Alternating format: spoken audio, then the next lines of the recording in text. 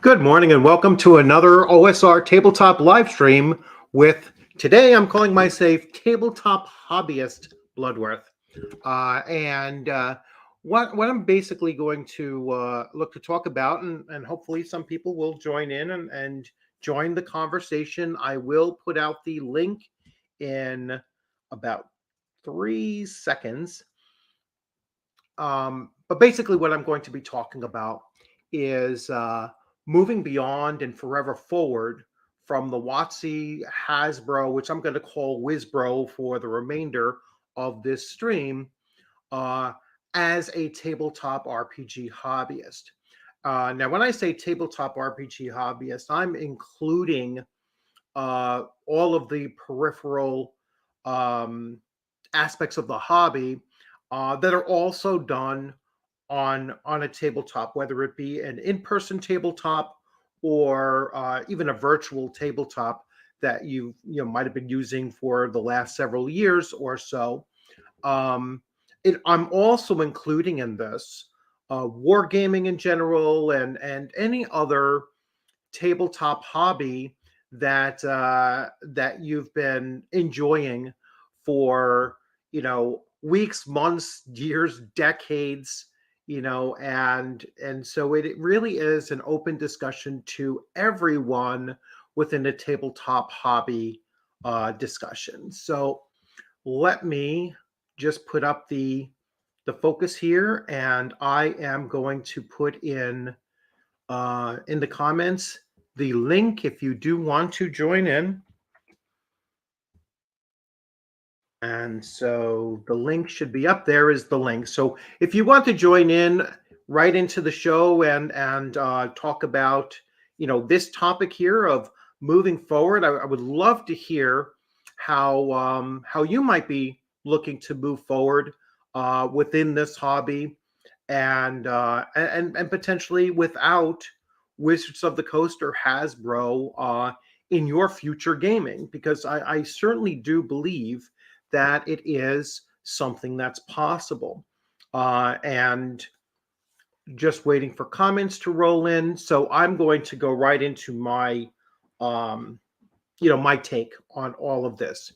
So I, of course, got, very active with my YouTube channel, talking about the OGL and the proposed changes of the OGL and the quite frankly the lies that were put out by Wisbro as it went to their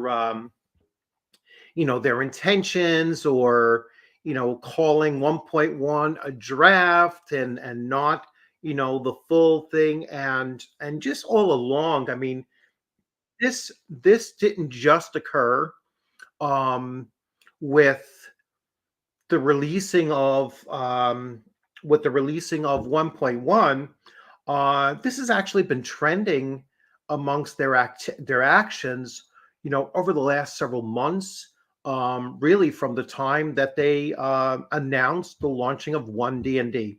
So I'm going to let Web Mike jump right in. If you're all ready to go, Web Mike, here we go. Hey, how's it going? Good morning. All right, I can hear you loud and clear, so that's good. Cool. I have a splendid day to look forward to. Later on today, I'm going to go see an excellent movie called Pathan. It's a Hindi action flick, but I'm happy to be here right now, man. Cool, go ahead. It's great to have you here.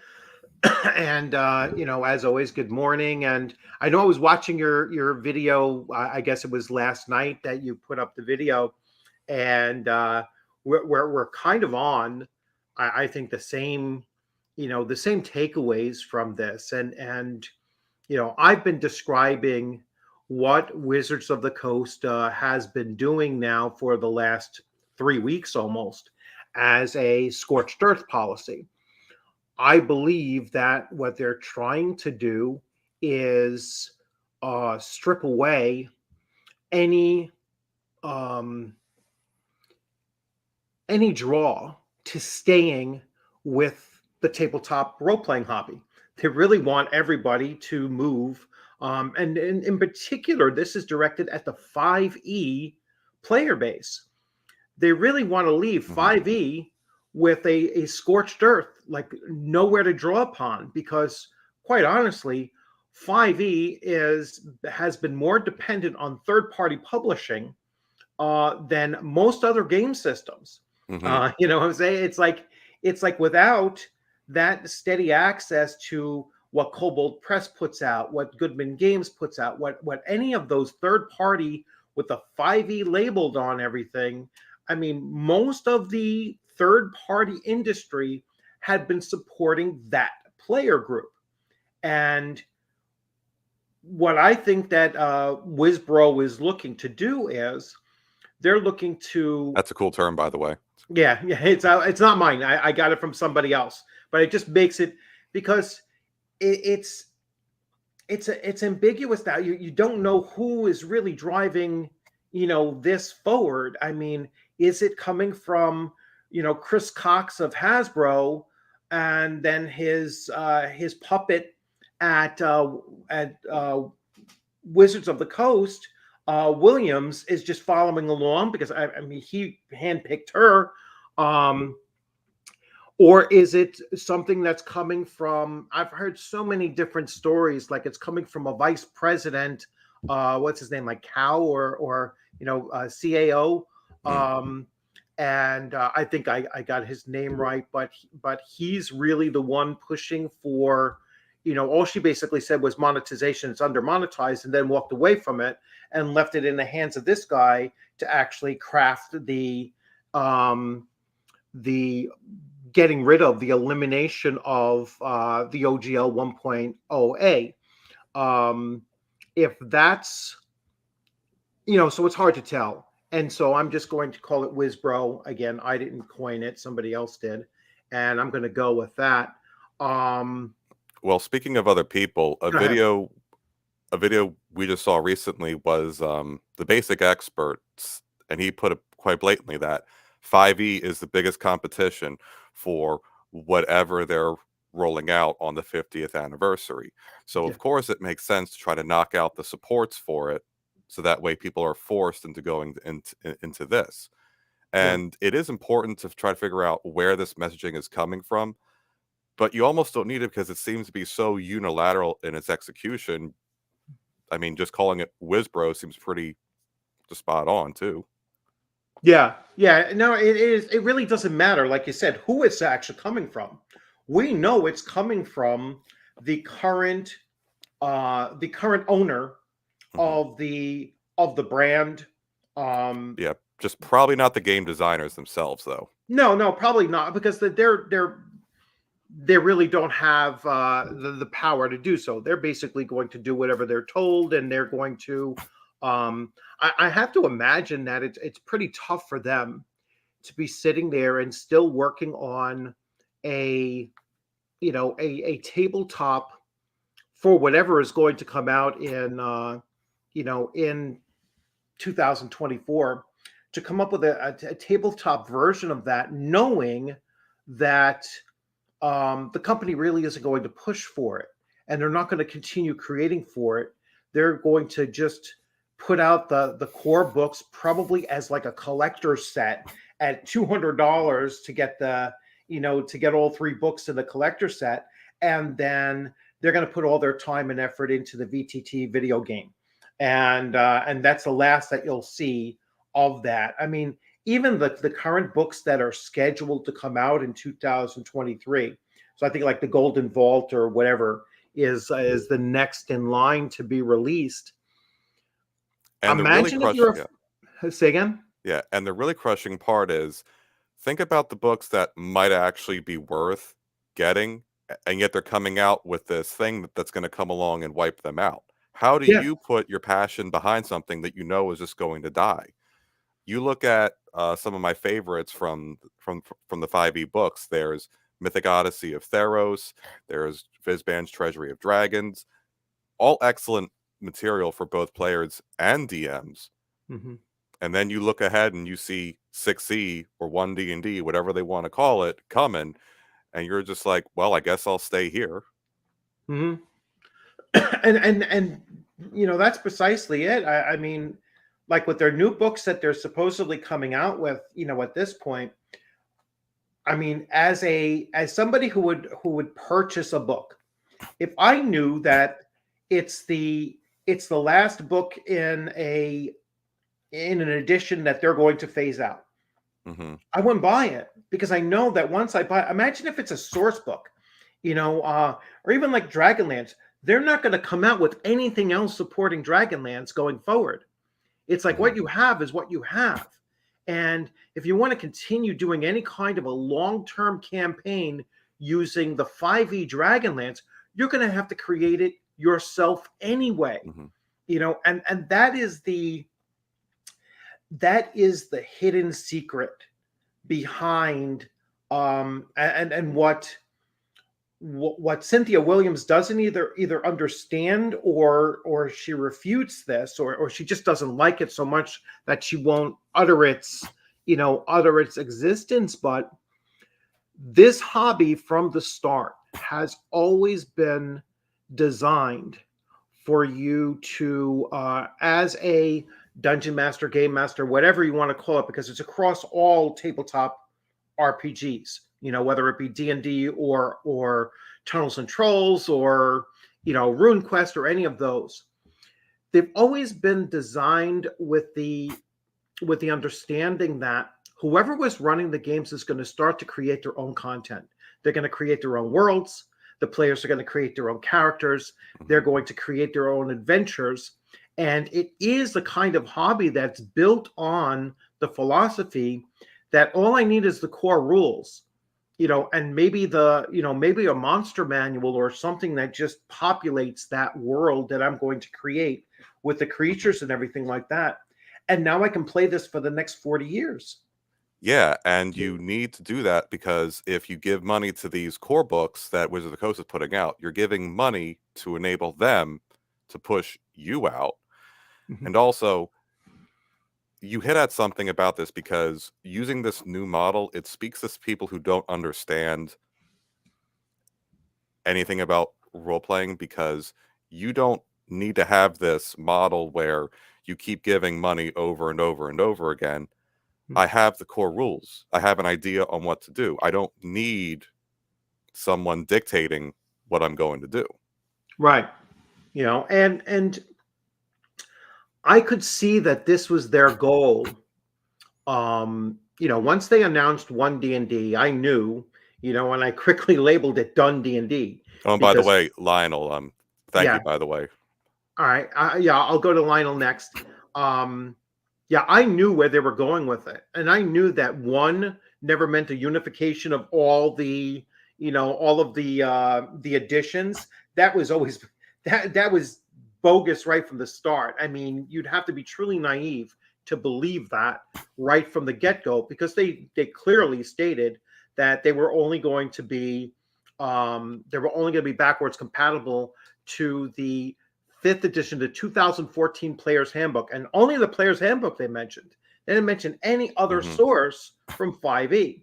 So, and then as soon as they started going through the first one D&D play test, you could already see significant changes, and that becomes a new edition. Anytime you have significant changes of the game rules, you're into a new edition time. Yeah, and that's why. Go ahead. And editions are never going to go away, because how else do you group these rule systems? Like the just for instance, the attack bonuses and the AC bonuses between 3rd edition and 5th edition are wildly different. You can't just carbon copy one to the other, because suddenly a creature that has a plus 13 to hit is really likely to hit anybody in 5th edition.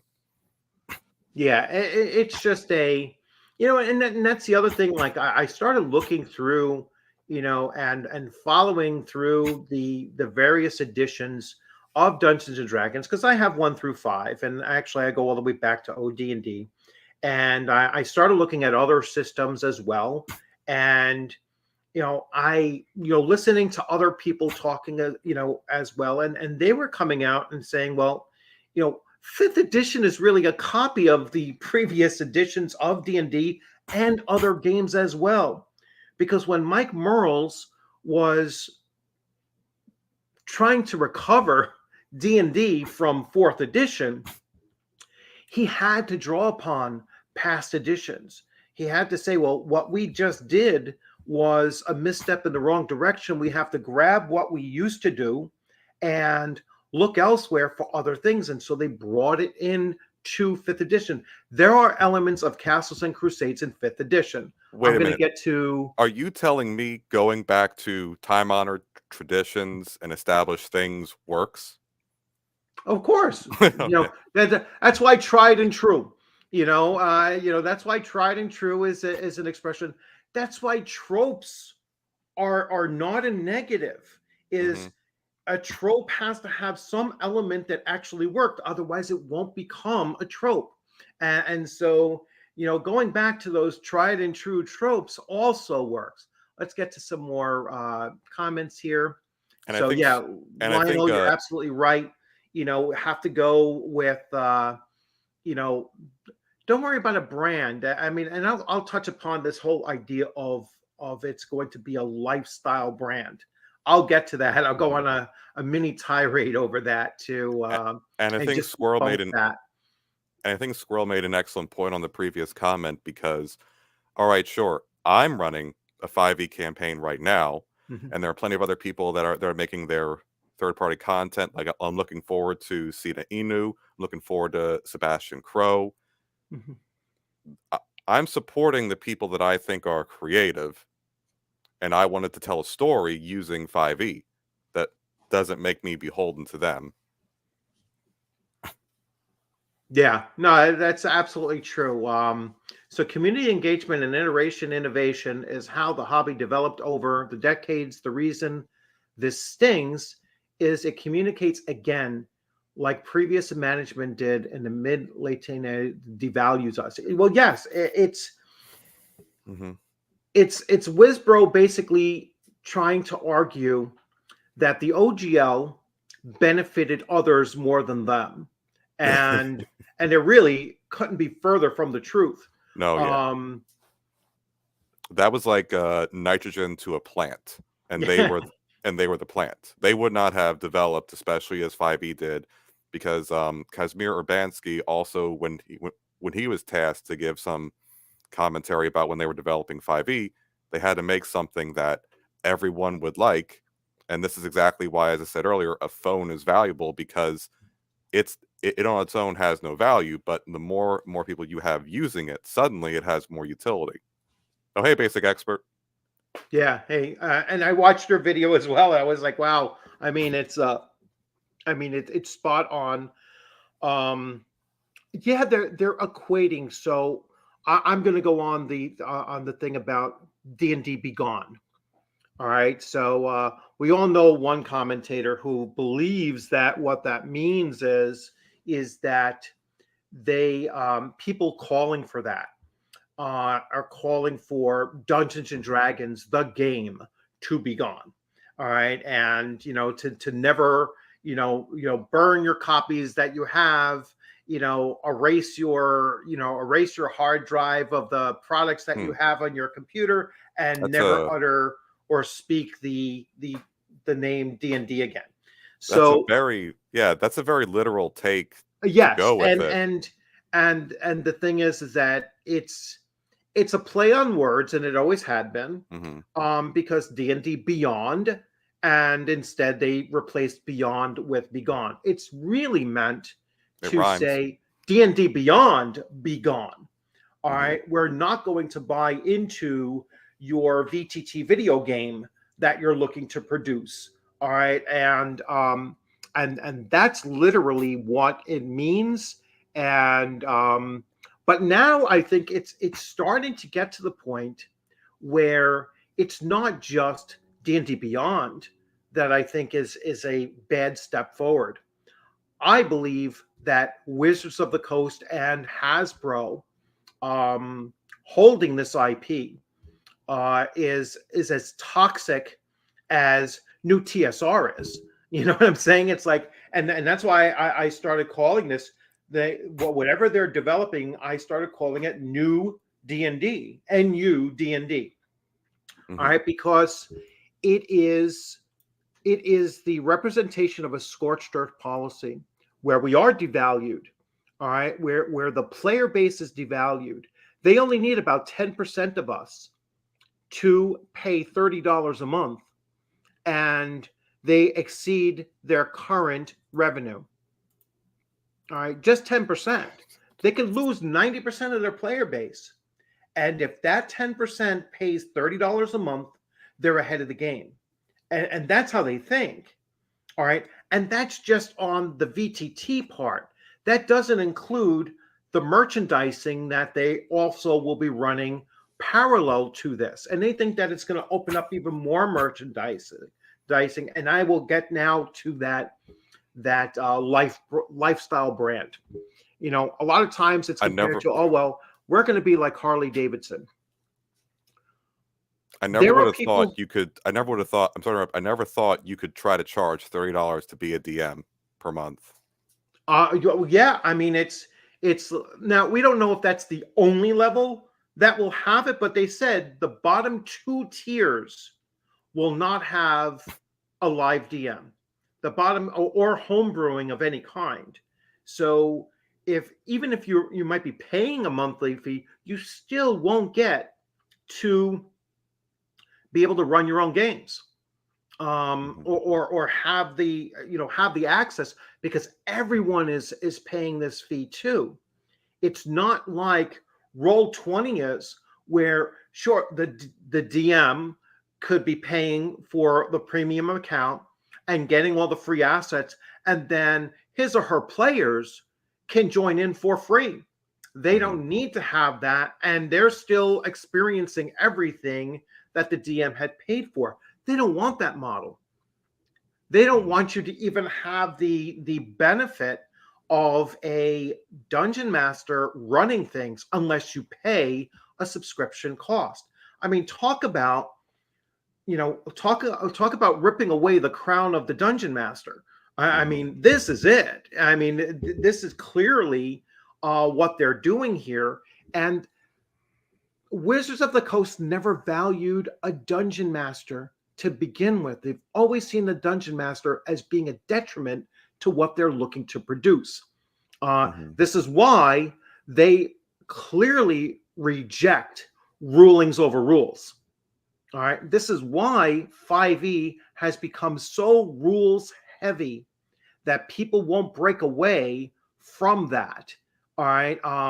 And they literally would want a rules lawyer at every table. You know what I'm saying? It's like, that's what they want, and that's why they don't like physical copies, because once you have a physical copy of something, they can never change it again. They ran into that problem with Spelljammer. All right. When they wanted to pull it back, they were able to on the PDF side on their own servers. They can't do that with the physical copies that were already released. An interesting point about that is you notice how quick they were to correct the Hadozi, but all this OGL nonsense took a week before they got proper response. Yeah. If they think they know what the community wants, so why couldn't they respond sooner? They didn't want to. Yeah, they didn't want to. Number one, their intention was to release it on the 13th, the day of implementation, the day of effect. So they were going to release it on the 13th and say, oh, and it's effective immediately. All right. And just drop it like that. That was their intention. They never expected it to get leaked 4 or 5 days ahead of time. All right. And then for it to catch fire the way that it did. And it definitely was a leak because it didn't say draft on it. Yes, of course it was a leak. It was, and who was it? Kickstarter said they signed it. So Kickstarter didn't sign a draft. Kickstarter signed 1.1. And I hope that's a beacon call to everyone that Kickstarter won't always be your friend. Well, they haven't been in a while, but they've always picked their winners and losers. That's always been there. Good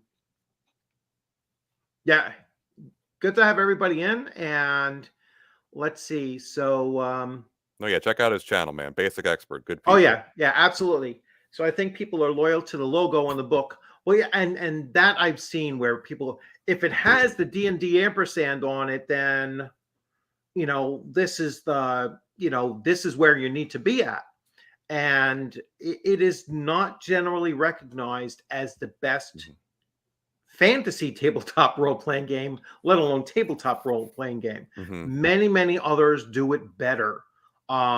You're buying into the McDonald's hamburger accessibility and and just it's a known brand. All right, and let's get to Life brand now. So when they say this is a lifestyle brand, and a comparison has been made to like, oh, Harley Davidson. Well, people who don't ride motorcycles or own a Harley Davidson will wear a Harley Davidson T-shirt in the mall. All right, or out on the street or whatever, because the imagery of a Harley Davidson T-shirt is patriotic, it's independent, and it's Harley Davidson. So there are people who are, and the fourth thing is it's cool, right? It's cool to wear. You're not going to be embarrassed wearing a Harley Davidson shirt out in public. All right. To be perfectly honest, no one's wearing a D&D t-shirt out in public. All right. I've gone into game stores that sell 5e on the shelf, or supposedly sell 5e on the shelf, and other role-playing hobby paraphernalia, and no one in that store is wearing a D&D t-shirt. The workers aren't wearing it. The people playing at the tables are playing Magic the Gathering 99% of the time, or some other card battle game, and even they aren't wearing Magic the Gathering t-shirts. It's and yet nothing's stopping them, right? No, nothing's stopping them from doing it. I'm sure that you can go and you can purchase these things. Nobody does it. The only time that I wear a D&D t-shirt is if I'm on, I'm bumming around my house for the day, or I'm playing my game, I'm running my game, or whatever.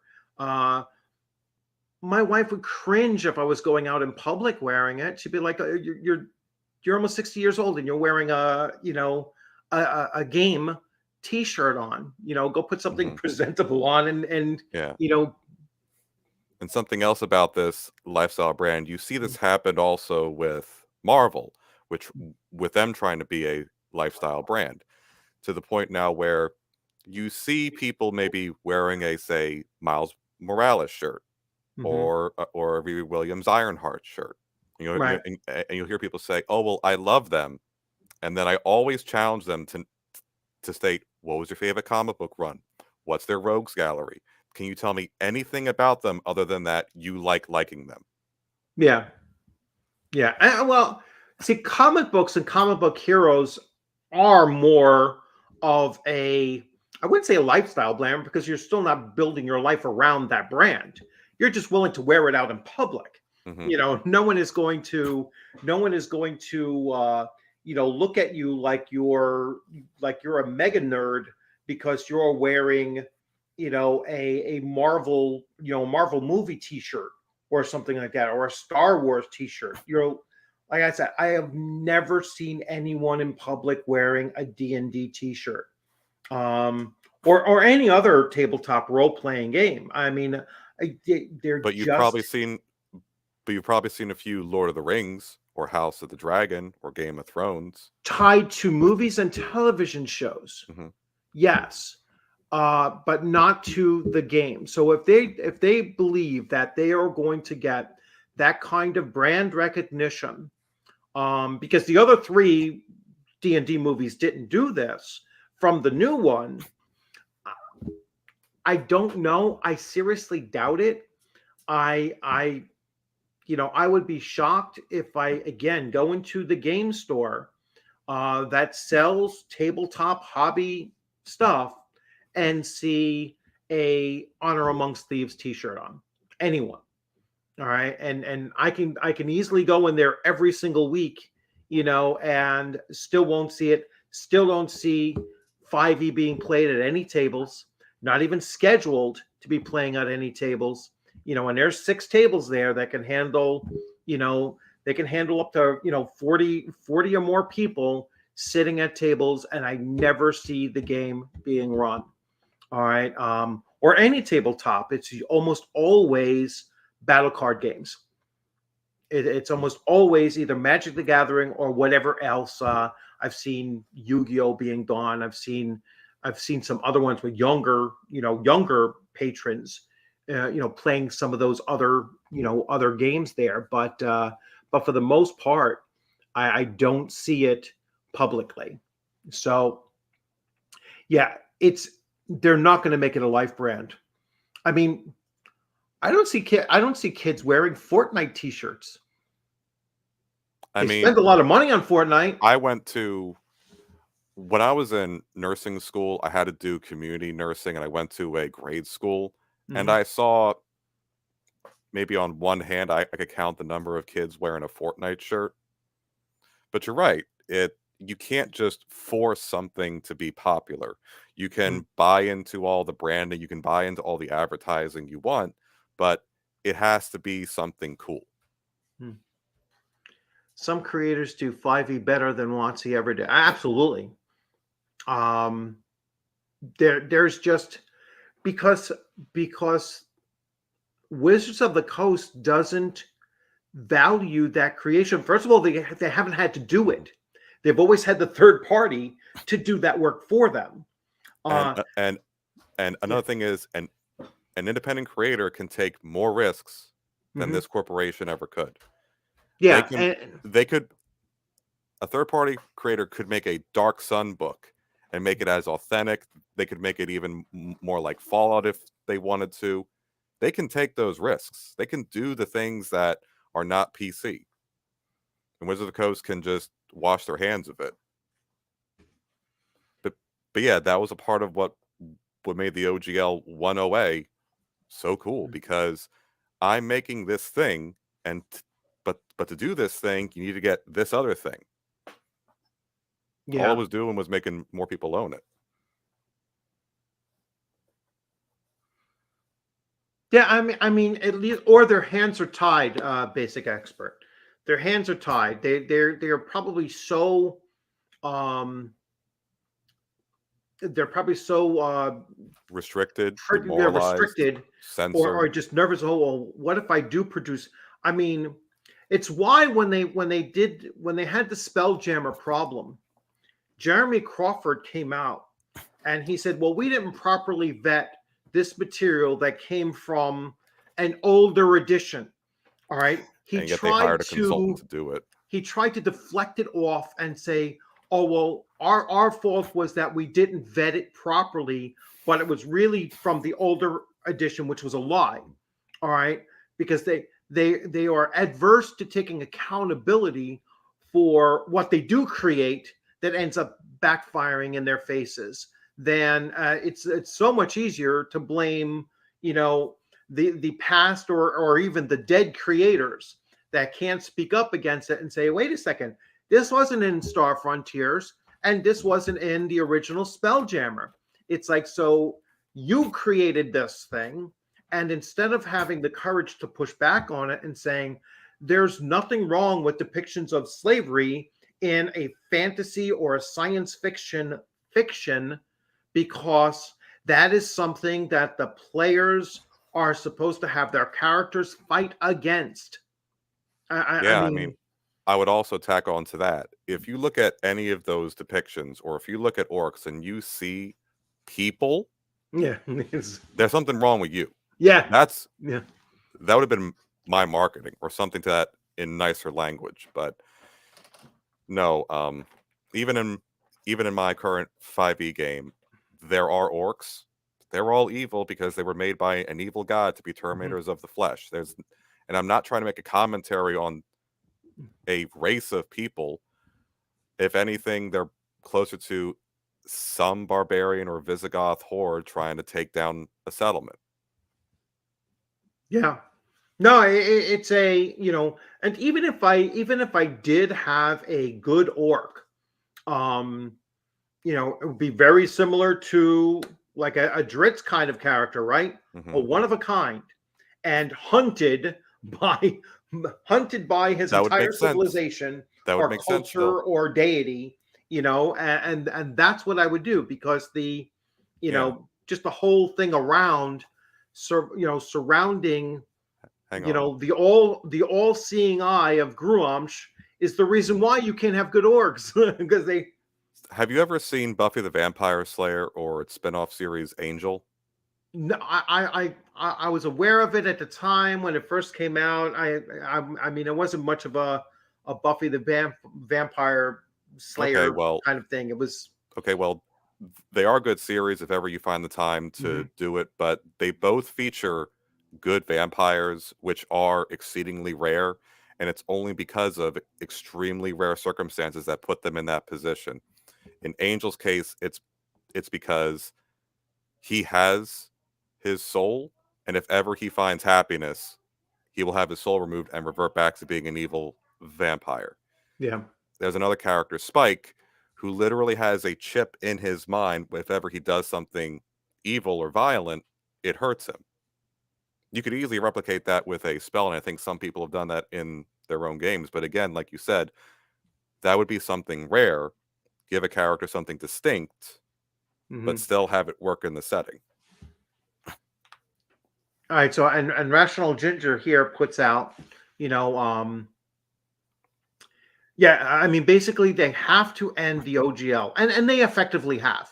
Let's not, whether they've moved enough people away from the OGL that OGL 1.0A, that I don't think that any of the third-party creators now are going to create 4.5e in the future. They'd kind of be foolish to do so. Or as Questing Beast pointed out, they really don't need it.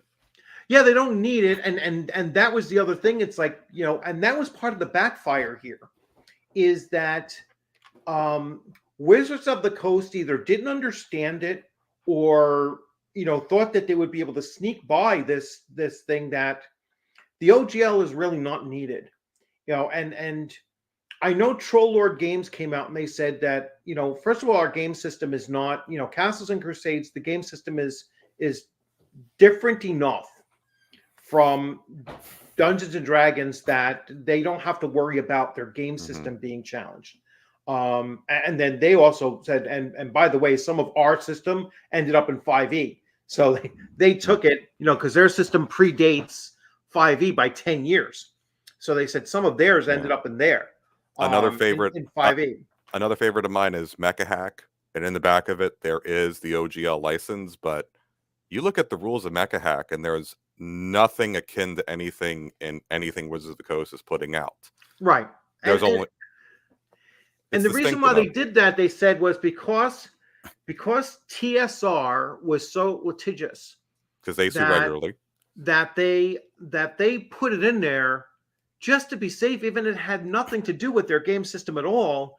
They just slapped it in there just to prevent anyone. And also the other reason was that they put it in there so that other third parties would feel welcome to create for their game system.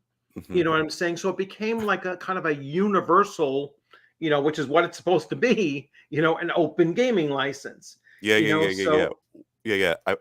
I believe Ryan Dance used similar words because, he's the author of it, or right. One of the primary ones. He would know universal and irrevocable and forever. Yeah, in perpetuity is what the OGL says, and it's and this is one of the things why, like, Hasbro is really in the hopes that no one does take this to court, because it'll be a civil court, it'll be tort, and there's the reasonable person standard in civil court. And so all a judge would have to say is a reasonable person would infer from OGL using the terminology in perpetuity means the same thing as irrevocable, cannot be changed. Or forever. Forever. All right. And all they need to do is lose one court case like they did with game mechanics. If they lost one court case, you'd see OGL disappear from and everybody would be able to create. All right. And then they lose their scorched earth policy of trying to deprive the 5e player base from having any new content. They are the community, that is most affected by this. All right. They really are. They're the ones that are being hung out to dry, in the desert, deprived of any new content. That is Hasbro's, that's their goal, is we're going to force you to come here or you can die on the vine. And we only need 10% of you to come over here. So they think that they can win this just from the fact that no one will fight back on it. All right. And they miscalculated, because it wasn't, it's not the OSR or the 1E community that really, the 1.0E community that really pushed back on this. Oh, no, it no, was no, the 5E YouTube creators that pushed back on us. They were the ones that started saying, D&D Be Gone. All right. Drop your accounts at D&D Beyond.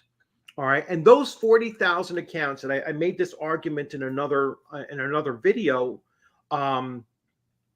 every one of those 40,000 was a 5e player. All of them. All right. Because D&D Beyond doesn't cater to any other edition, any other game. So every one of those paying subscribers was a 5e community member. All right. And so that, I think, because the number is probably not huge enough for them to worry about. What are they paying?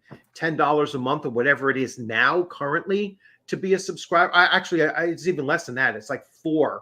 I think it's like $3 and $4. I looked at it and it's like, maybe $4 a month. So 40,000, times 4. So 160,000. Well, $160,000 a month is still a good chunk of change for a company that Hasbro paid $150 million for. And after their third party loss, it's a third quarter loss that they projected. We haven't seen the fourth quarter yet. That's a thing. Creation status. Oh, you sent me a link.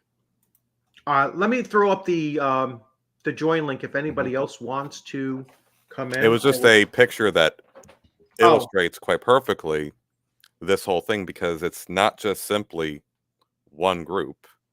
Oh, I can bring it up this way. All right. Yeah, let's see what it says. Defending the OGL Pathfinder players, D&D players. And then you look down here. Yeah. There's also this other one that does it even better. Third-party content creators, veteran D&D players, 4E survivors, grognards, Kickstarter, YouTubers, non-OGL TTRPGs. I can't read that little one. Monty Cook and new. Oh, players. Monty Cook.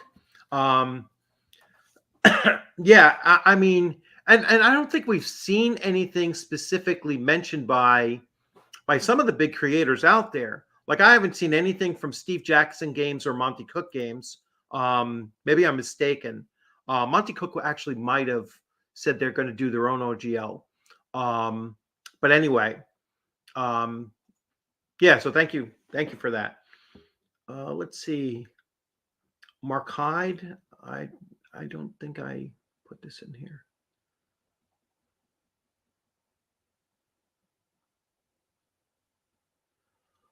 Let's see. I'm going to try to catch up. I'm sorry, I fell behind on comments here. Hey, Shoner, what's going on? I always thought the OGL was a ball and chain. Removing it from games will make them better games. I'll do video game time today. All right. Yeah, so a video Looking on forward this to it, sometime today. Shauna. Yeah. And some of the really good I know Questing Beast came out and some others came out, and they were like, all right, well, here's the games that don't have OGL. All right, so you have Index Card RPG. We have World Without Numbers. Mm-hmm. We have DCC, doesn't have the OGL. I'm going to put these two up here just to assuage the fear.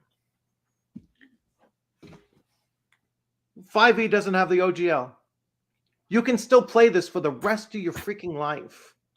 All right, no matter what Wizards of the Coast and Hasbro decide to do. All right, no one's going to take this from you. Nobody's going to force you to burn it. You'll still be able to purchase this out there, and you can continue playing 5e without any Wizards of the Coast or Hasbro support for the rest of your life. And that was the key point that I wanted to make in this, is that no one can take this away from you once you have the physical copy of it. And Gary Gygax and the other creators back in the early 70s and 80s, and so all of those creators for a vast number of role-playing games that were made during that time, they all said, the point is for you to get the core rule books, then make it your own. Create your own worlds, create your own adventures, make your own characters, change the rules up as you see fit, and you could literally play for a lifetime with the same books. I mean, and that is your banner, and only you can take it down. Yeah. No one can strip you of this. No one's going to come to your house and take your games, and you can literally sit there and still play the same game for 40 plus years. For 40 plus years, and not miss a beat, because really all that matters is really for yourself. And I hate for it to sound so selfish, but really it's your own game table. It's like whatever happens outside of the hobby, in the broader hobby, doesn't really change what's going on at my own game table. We could be completely oblivious to all of that, and I'm sure that there are a lot of people who are oblivious to it. All right. A lot of people within the gaming community don't even know about this issue because they don't go to Twitter and they don't follow YouTube. Yeah. That is something that happened at my girlfriend's RPG table, where they're trying to run like a Pokemon game using 5e. And then when they slowly became aware of it, some people began thinking, oh, well, do we want to keep playing 5e after this?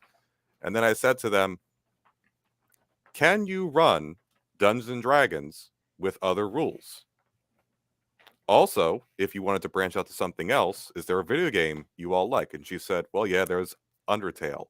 Which I said, well, do you remember when you played Mass Effect using Index Card RPG? You can do that with Undertale. Just do it. I just pulled up this one. I'm wearing an old school Dragonlance shirt right now, but I'm not going out of the house. Yeah, it's that's the throw the picture, man. So let me get caught up on some of these here. But let's see. We're on the t-shirt things.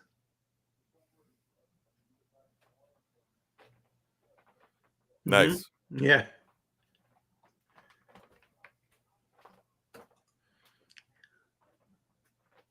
Oh, Firefly. Yeah, that's once in a while.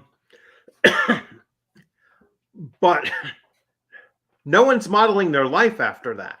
You know what I'm saying? It's not a, again, it's just that's a fandom. All right. And you'll see them, more so like even at Comic-Cons. I don't see D&D t-shirts at Comic-Cons. I see all kinds of comic shirts. I don't see D&D shirts at Comic-Cons. And it's not as, And and I mean, if you were to make a Venn diagram of those two populations, there should be quite enough overlap for that to happen. yeah, and yet you don't see it. I mean, I go to the Javits Center in New York City, for the New York Comic Con. I mean, it's like what, 60,000 people a day. I cannot remember come across anybody wearing a D&D t-shirt.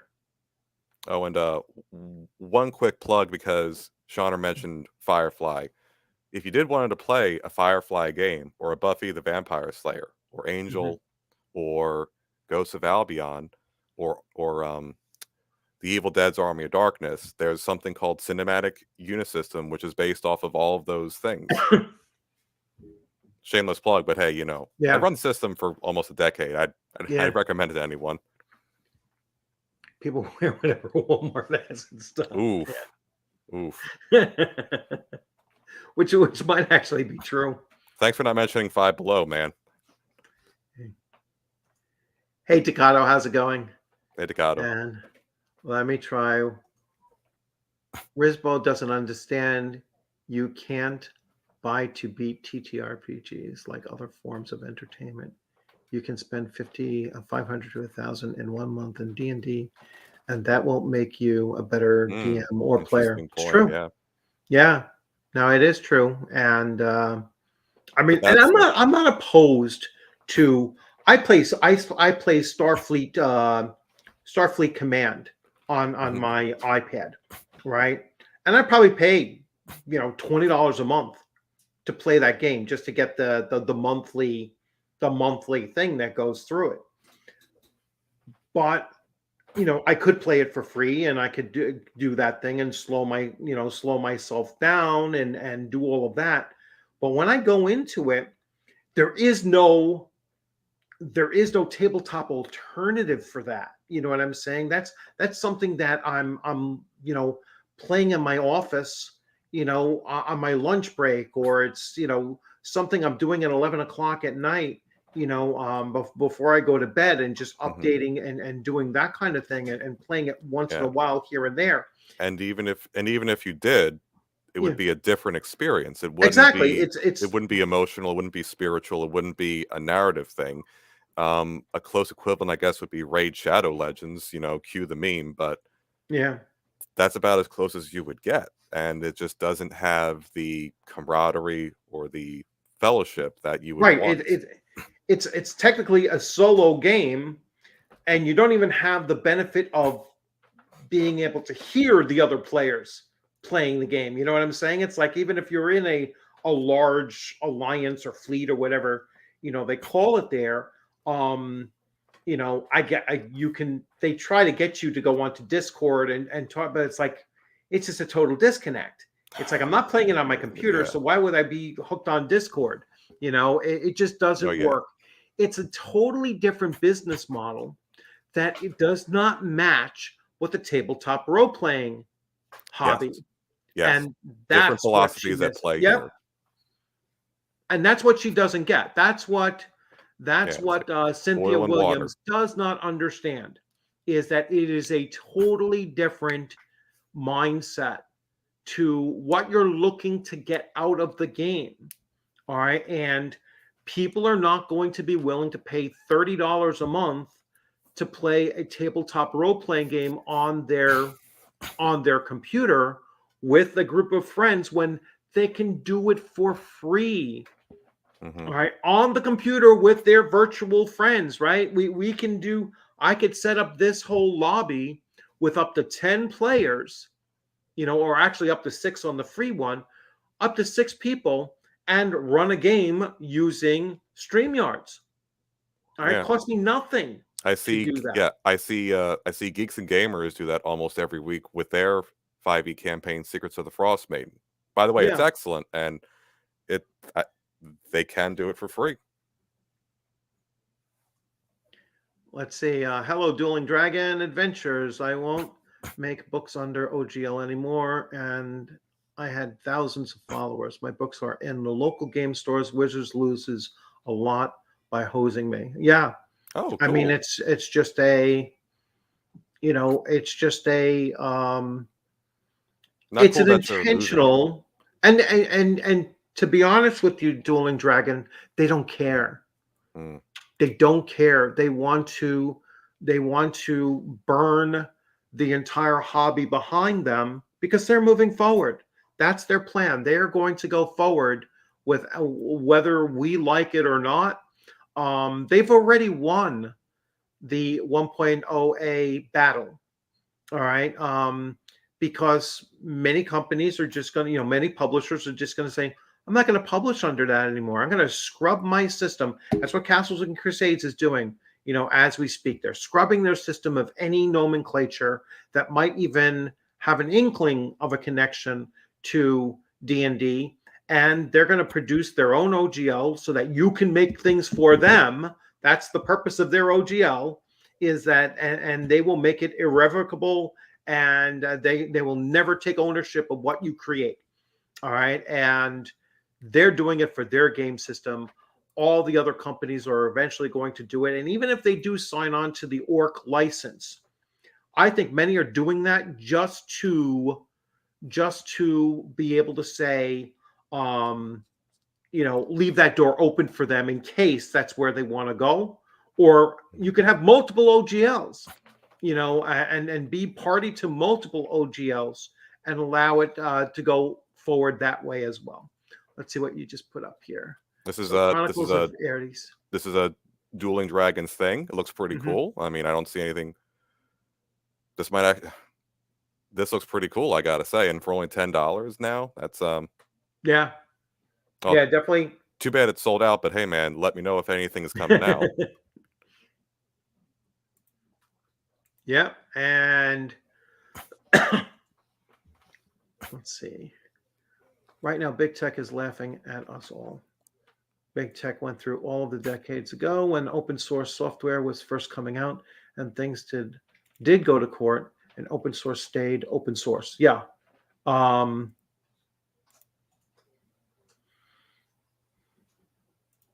think 3 for basic, 6 for full. Oh, I'm not sure what that is. $3 for basic and 6 for full access. I'm not sure, Lancelot. Maybe I missed the connection. So if you want to join, I put up the link there. If you want to join in the conversation, so the link is there. And let's see. Errant Dragon, when WOTC pulled the OG out, they made their system open source, as Kind of did like everyone Linux. else using the OGL for their own games.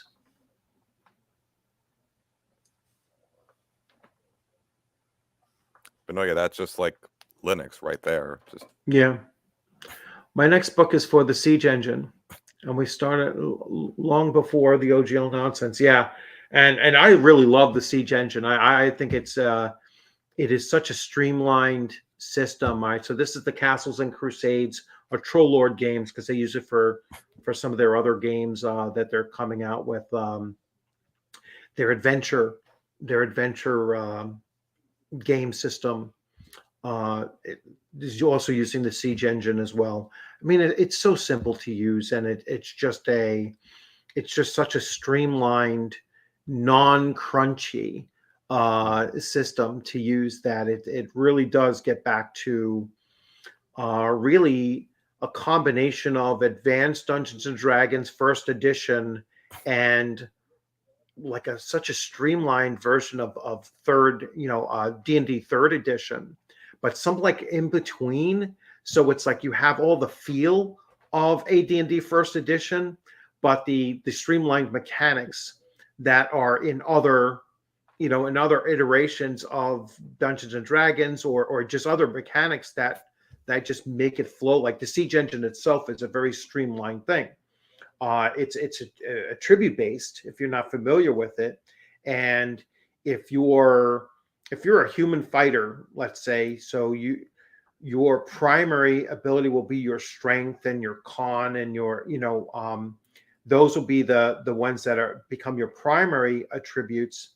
Well, actually strength, and then you can choose up to 3 other attributes if you're a human to have those, and now your target number is a 12 instead of an 18. All right, demi-humans, they have one for their class and two that they choose from. So they have one less because they have natural abilities and such. That's kind of the balance out of it. But Well, it's a, Dueling Dragons, you had my interest, but now you have my attention. yeah, it really does. It's just this very simple system where all you need to know is your target number. Basically, now you'll assume that you'll know what your bonuses are when you're making the roll. The only thing you don't know is what difficulty level from 0 to 5 the castle keeper, the term for the game master of Castles and Crusades, is assigning to it. So let's say you're a fifth level thief, all right, and you're going in there and you're going to go pick a lock, all right. Dexterity is lock picking. So as a thief, dexterity is your primary. So you need a 12. You're fifth level, so you're getting a +5 to that. So you know that all I need to roll is anything above a 7, and I should be successful. All right. What you don't know is what difficulty level the lock is. All right. So let's say I roll an 8. All right. I was like, all right, I should have been able to unlock this thing. But then the castle keeper tells me, yeah, but you didn't manage to unlock it. It didn't unlock. You heard it slightly click and then it just stopped working. And so now you know that the difficulty level of that lock is going to require the sledgehammer. You know what I'm saying? It's like well, that sounds very similar to Index Card RPG, and if the system's like you say, it's got my attention now. Yeah, no, it is, and it's it's a skill-based system based on, so you can, when you try to attempt to do something, and Shona will love this. It's like when you say, my character is going to, do this or attempt to do this, then the castle keeper, all that person has to do is think about, well, which attribute would that task you're looking to do be most aligned with? All right. So you don't need rules packing for everything. You don't need to ask Mother May I questions. Yeah, you don't need to. You're just going to say, this is what I'm doing. And then the castle keeper just tells you, or go ahead and then, tells you whether or not you're successful or not, based on your attributes and whether it's a primary or a secondary, and based on your level bonus or attribute bonus or whatever, and the difficulty. And that's it. Very, very fast, very smooth. So it's one of the ways, and I will eventually get around to, going through these various systems of how you can move forward beyond Wizards of the Coast or Hasbro or Wisbro, if you want to combine them up and still continue to enjoy the tabletop role-playing hobby for the rest of your, days that you're capable of doing it. I say I'm almost 56 now. So do I have 30 years in? Probably not, left in it. But until I can no longer play it, I could still be running first edition AD&D, or I could be running Castles and Crusades, whatever. As long as these books last me, I don't have to buy another thing. And that is what Wisbro really hates about this hobby, is the longevity of the products that you do have. Oddly enough, one thing that might help them is if they had a cool overarching story that they could keep doing with the modules. And I almost thought they were doing something like they have these black obsidian pillars that are constantly appearing in some of these adventures. They don't seem to do anything, but there's something innately magical about them. And maybe that'll tie into something, but having a story that you could keep on telling, I mean, it's very specific to DMs, but there would at least be an interest to keep on engaging in this. Because then again, you would have people like Geeks and Gamers running their own modified version of it, and then you could Right. keep doing that in perpetuity. One of the Mm. reasons why they probably chose the Rime of the Frost Maiden to base their adventure off of was because it is largely untouched by any of their edits. Like in the Ravenloft books, there's a little blurb in there about you should not scare your players. Gothic Yeah. horror shouldn't damage their psyche. What game are you playing? Yeah. Other things like in Spelljammer, they had their things changed. Also, there was some kerfuffle about having gypsies in that Ravenloft setting. I mean, well, Yes. Yeah. They were like, yeah, the I didn't know gypsy was a bad thing. oh no, it became very derogatory, for no reason. I mean, it's just SJW nonsense. I remember But someone yeah, else with a gypsy problem with became a gypsies. derogatory thing, and the Vistani is a group of Romanian gypsies that they were like, oh, yet none of them actually complained about it. It's almost like the Washington Redskins. Not a single Indian, or Native American tribe had come out and complained about it at all. If anything, you're stripping their imagery that was always positive out of view. Like the Land O'Lakes Native Land American O'Lakes, woman. Aunt Jemima, Uncle Yeah, Ben. and it's like all of these positive, iconic images that were part of Americana, all right, have been stripped away. They've been erased.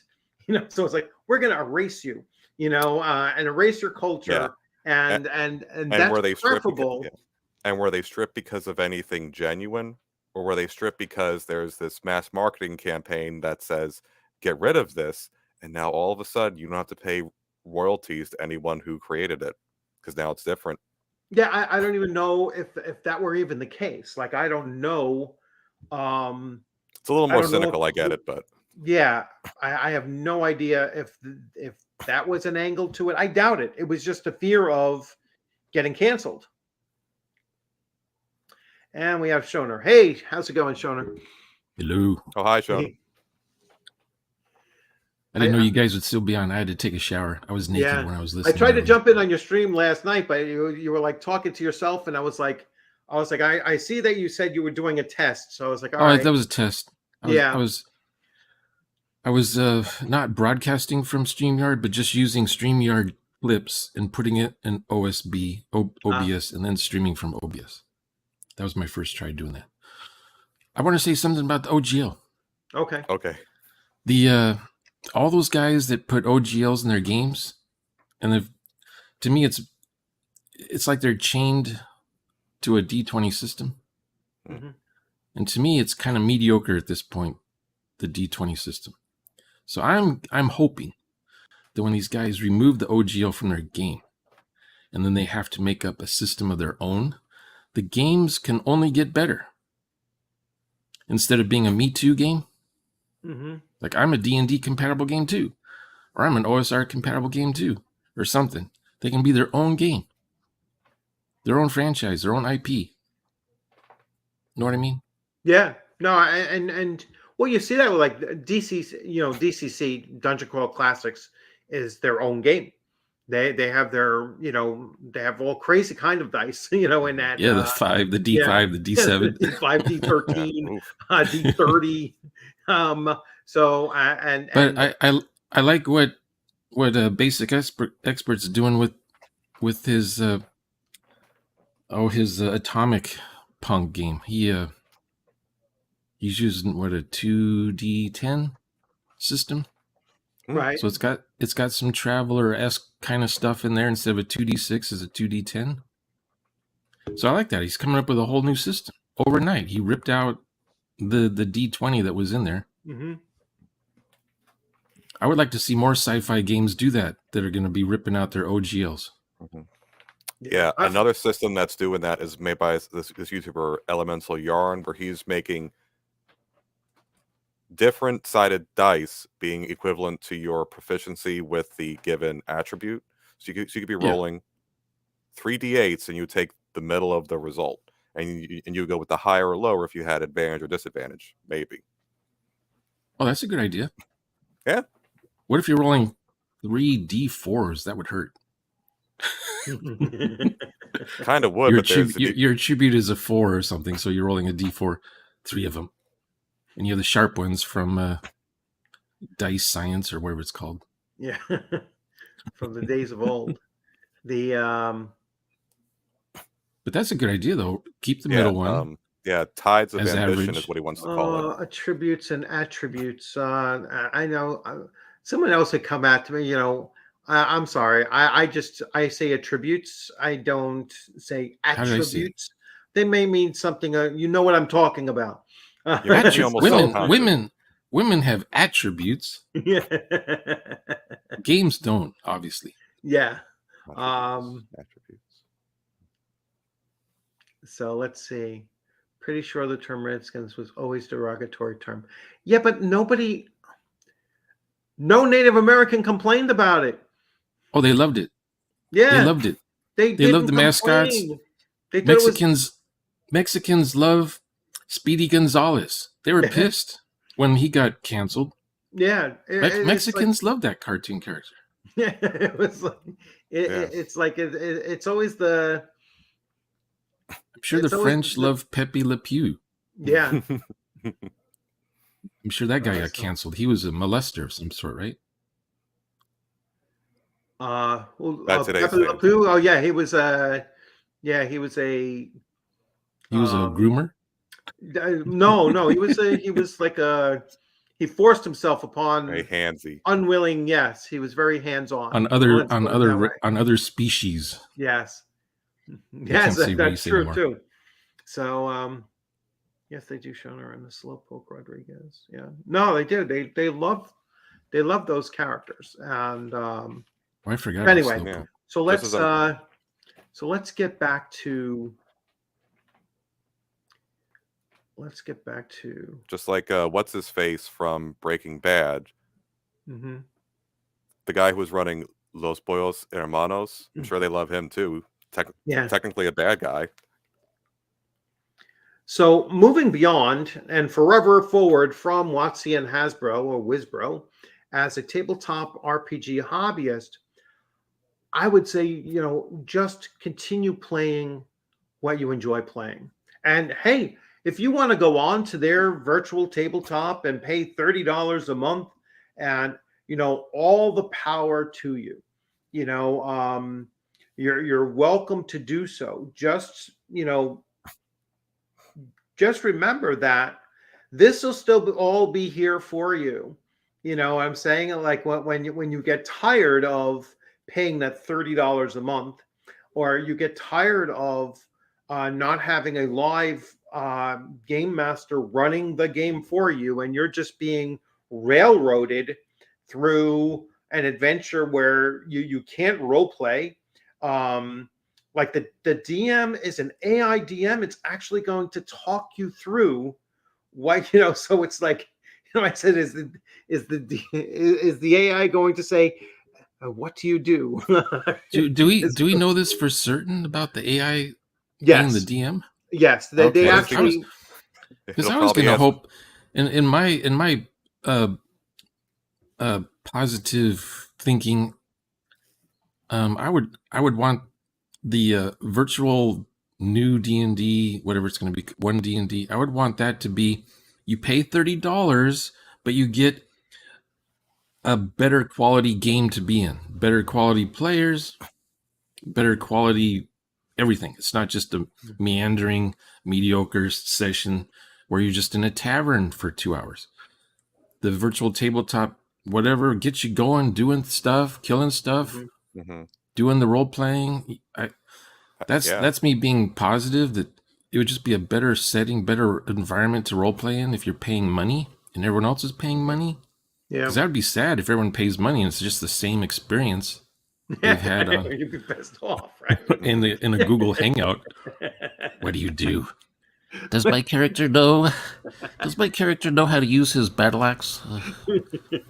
Stuff like that, Yeah. A game quiz show, What's the knowledge roll skill I have to roll? Yeah. Yeah. Or the players are are in analysis paralysis. They want to do the things, but they don't have that perk yet, or the trait yet, or the feat yet. So they're just keeping quiet until they level up to where they can do the thing they want to do in the game.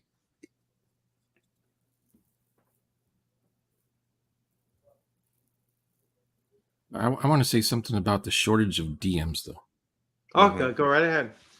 I don't think there's a shortage of DMs. Not in the sense of Dungeons and Dragons.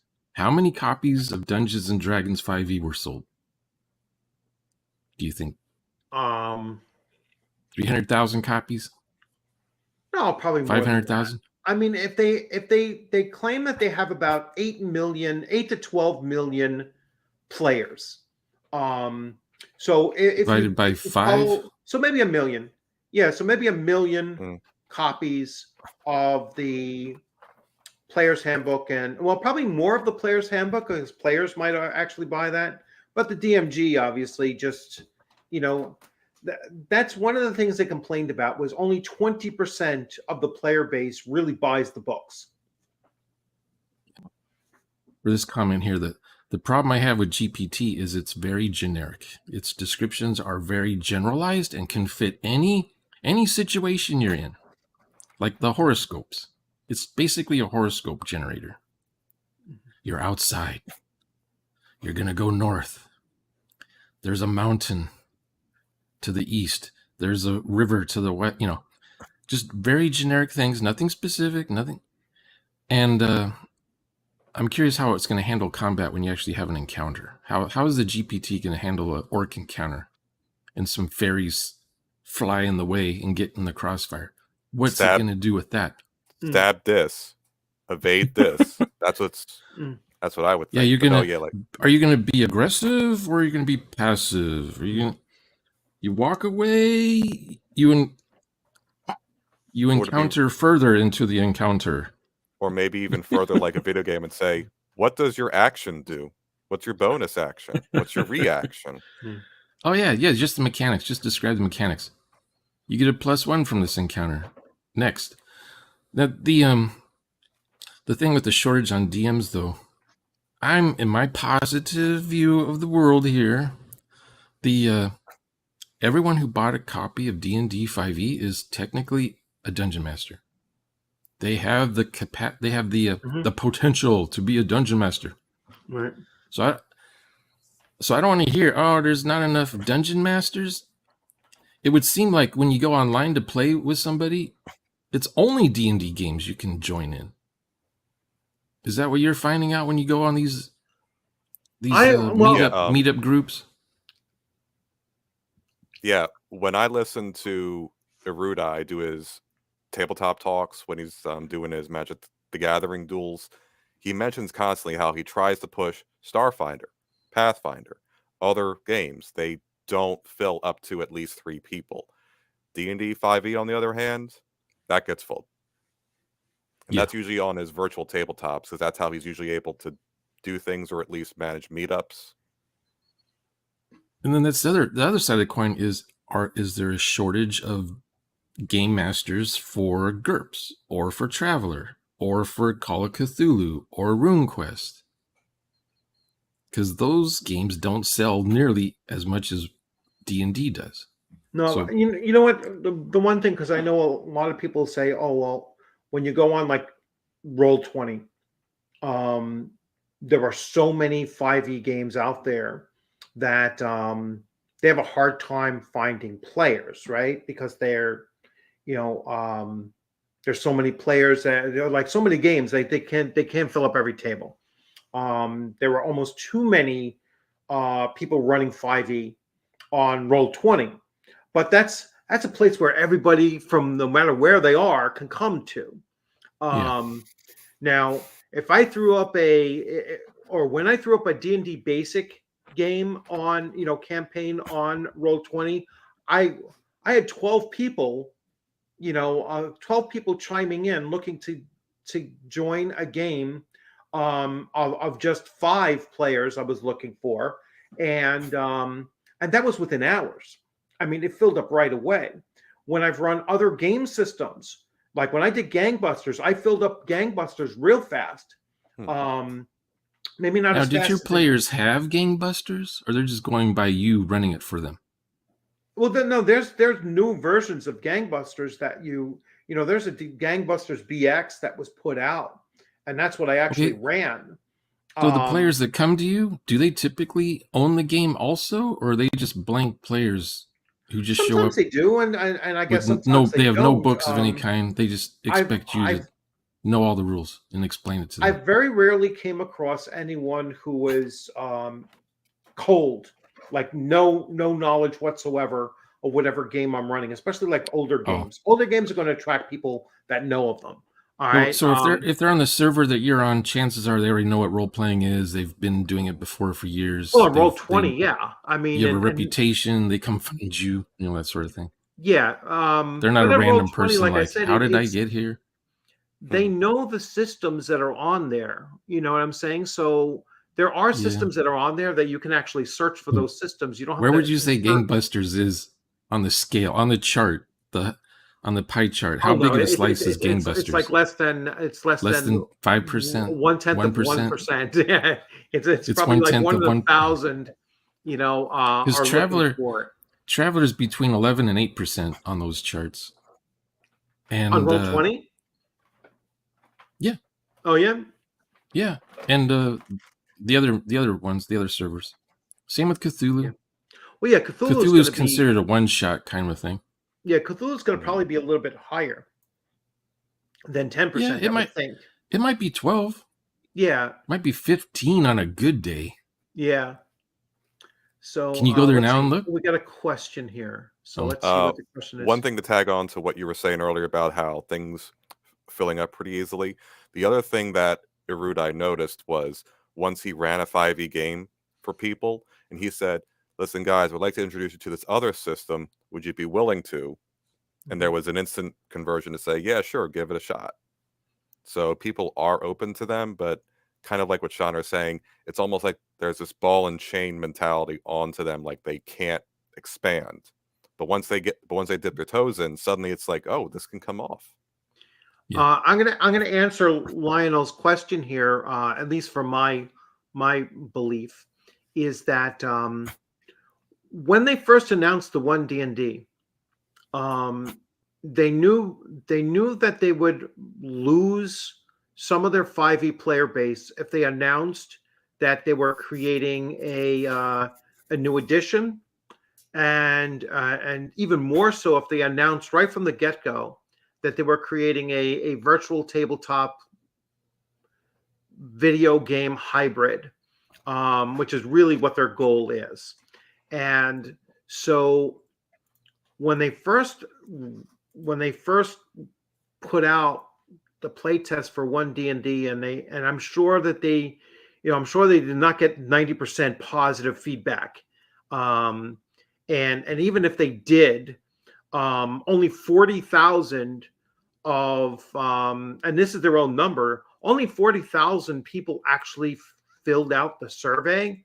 And if they have 8 to 12 million players, it's not a very large, what is that, 0.5% actually participated in it. Okay, what So website did the survey?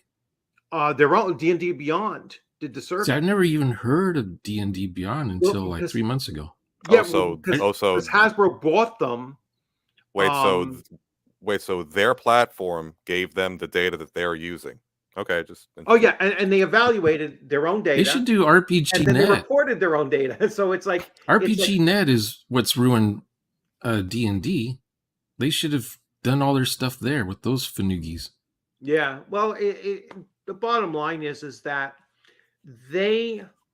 once they realized that one D&D was not going to have the pull, and the reason why it's not going to have the pull is because all of those third-party creators are creating things for 5e, and so the 5e player base has no reason to go anywhere else but stay exactly where they're at, where they're enjoying themselves, where they're comfortable with.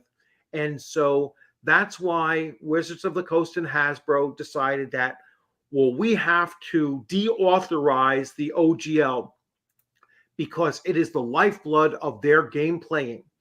All right. And once we stop creating stuff, because they have every intention to stop creating for 5e, they didn't want anybody else to fill in that void. And so they have to destroy it all. They have to do a scorched earth and make sure that those 5e people have one of just a few choices. Number one, move on to 6e. If they're not willing to do that, 5e, they wanted to make it as comfortable to remain with 5e as possible, and they wanted to destroy the rest of the OGL-based RPG hobby, so they have no place to go there but the few that aren't OGL games.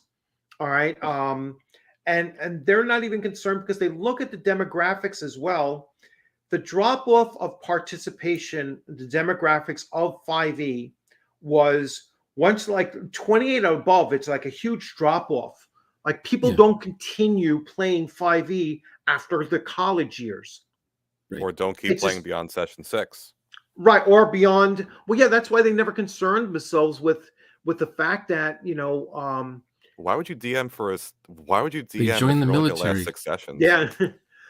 They join the military and they find another group there, maybe, or they have finals coming up, or they move to another university, or they get married.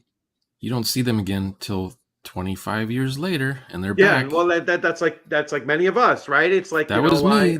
I was gone from 89 until 2003.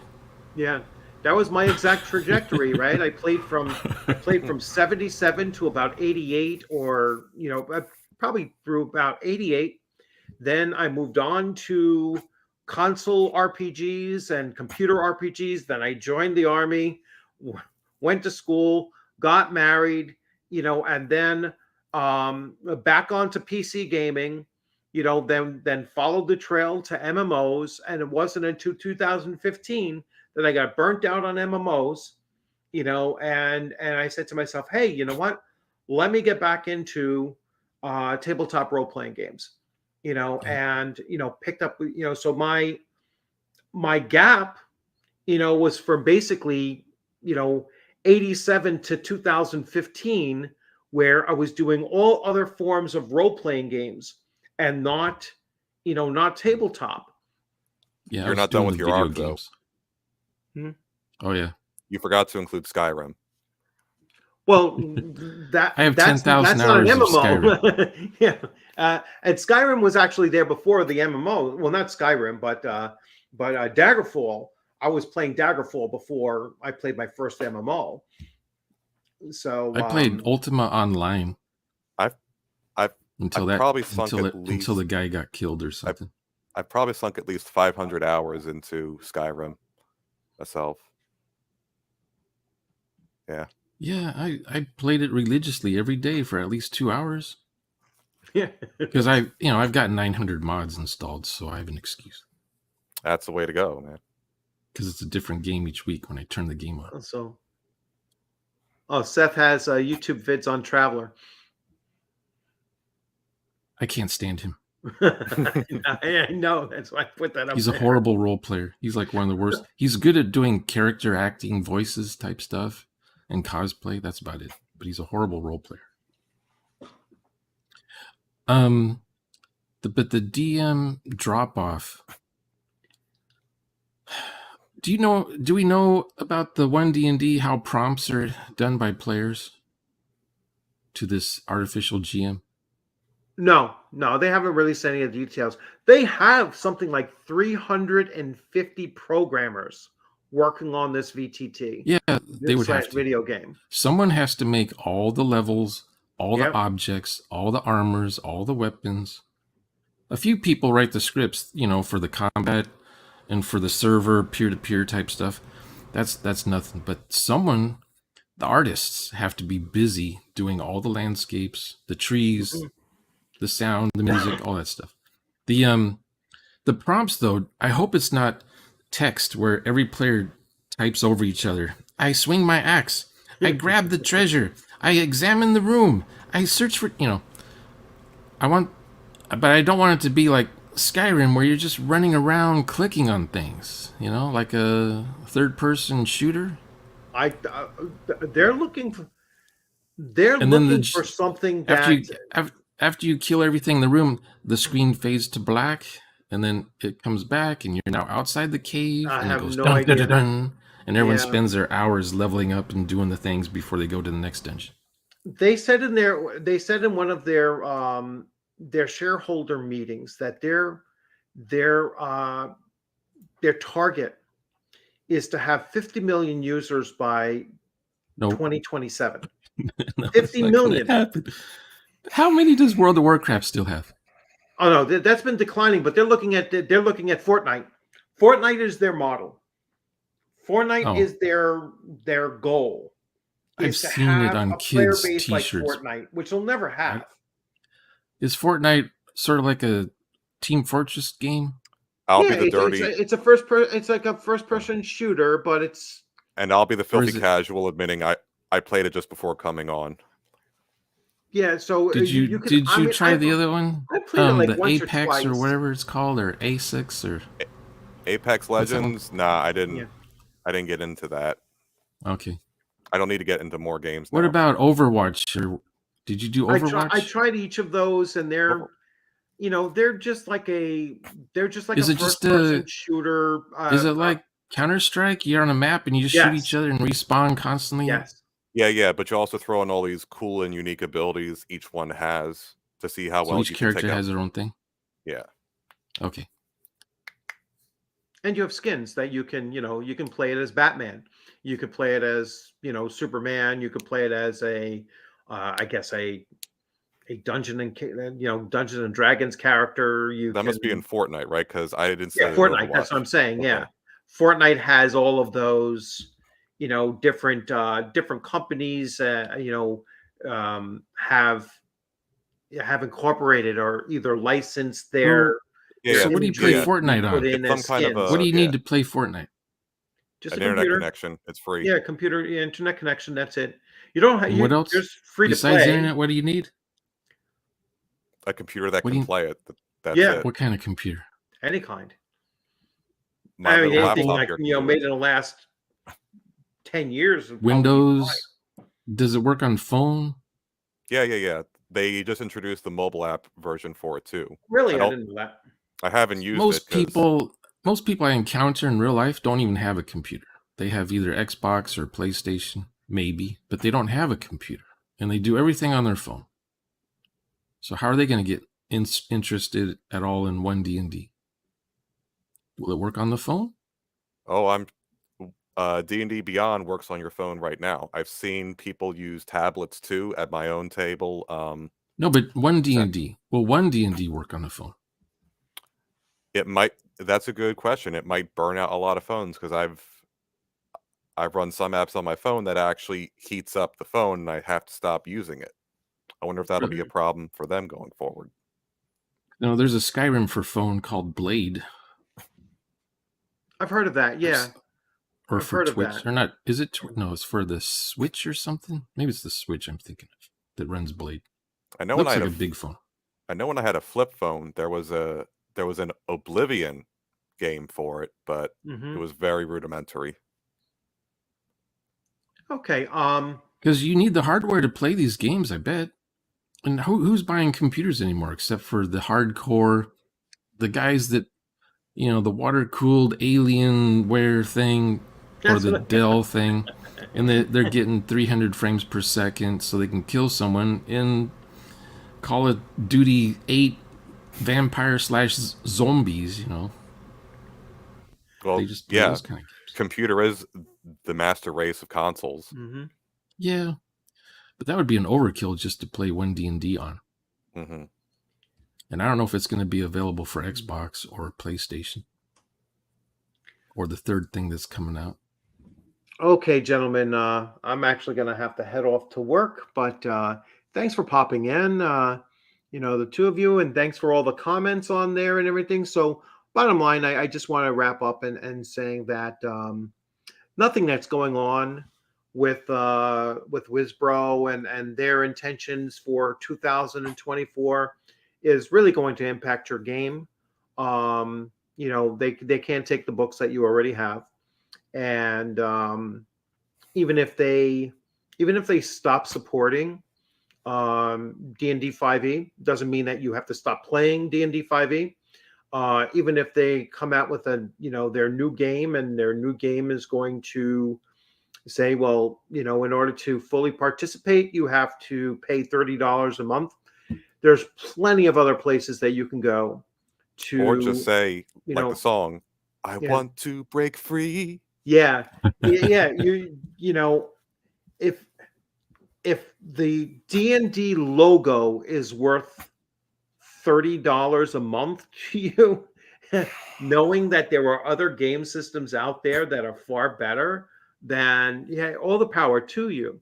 But if the D&D logo itself means nothing to you, you're more concerned about the game that you're playing, and even more important, the group of people that you're playing with, then there are plenty of other places for you to go, where you can do the same thing, and even get the same kind of feel from it as old school D&D, or if you want to play systems that are not D&D at all, you want to play completely different things. I mean, this is something, despite any of his faults, the one thing that Gary Gygax used to say, even later on in his time, was don't settle for just playing or running one game system. You will never become very good at it if you're tied to just one label, one company, one game, one genre. Even it was like you have to expand in order to grow and become a better player or a better game master. And so just keep that in mind too. No one outside of Wizards of the Coast and Hasbro is taking anything away from you. All right. So remember where the blame lies if you feel that you're being pushed out. And how. Yes. Or even try running other games with other systems, like this one YouTuber I follow, Roll of Law, who's also been good at covering this stuff. He introduced, you look at Blades in the Dark, it's not just a cool system, but it's a cool system to take things from it that can work in other places, like having a clock mechanic where things don't immediately go like that. There's often a build up to it, sort of similar to how the efforts in Index Card RPG work. Yeah. But I still like the idea of rolling the 3 dice and taking the middle one for average rolls, or taking the low or the high. I'll let you know when Tides of. I'll let you know. No one's done that yet, have they? For their game system? I can't say I've seen it. No, I've never heard of that one before. But yeah, Tides. Wait, so you roll 3 dice and what? You take the middle and the high? You take the middle one if it's an average, difficulty, or you take the high one if it's easy, and you take the low one if it's a hard task to do. Something if you're rolling under or over. I don't know which way the game's going to go, but I'll who find uses that, or you're just suggesting it? No. It's a YouTuber named Elemental Yarn. I'm finding his video right now. I'll post it in. It used to be a D20, and now it's going to be a different mechanic that sounds way better than D20. Oh, cool. Oh, and that's and your attributes are the type of. Or is that Basic Expert putting that out? Don't know. We're looking it up now. Oh, okay. The dice you roll are what your attribute is. Okay. Your attribute score is. So if your attribute is 6, you get to roll D6s. So all the dice, the 3 dice are all the same. He's not out with it. He's not out with it yet. He's developing it, but that's like his core mechanic that he's put out. Elemental Yarn. I think it could be cool. Ambition. Doing Tides of Ambition. Okay. But before we go, I want to say it's been cool being on with you, Shauner. You were my gateway into this whole thing just because you commented on a video where I was in. Yay, Scott Garibay. Yeah. Yeah. He is the circle of life on this YouTube-ness. Yeah. I want to do a rant on his latest video, but I don't want to be mean. I'll just let him live. No. He's his open letter his open letter to WOTC. He did yesterday.